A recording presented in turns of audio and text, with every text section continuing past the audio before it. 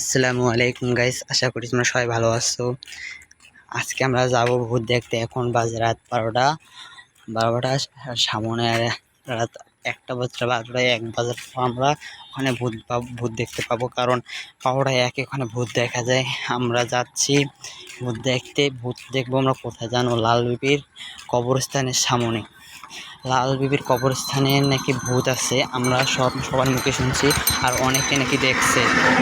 লাল বিবির কবরস্থান ওখানে শ্মশান, ওখানে শ্মশান আছে। শ্মশানের সাইডে একটা বেল গাছ আছে।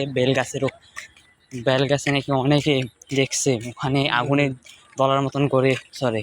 তা আমরা আজকে দেখবো ওখানে কি আছে। আমরা রাত 12টার পর ওখানে যাচ্ছি। দেখা যাক ওখানে কি হয়। আমার সাথে আছে আমার একটা ভাই শুভ।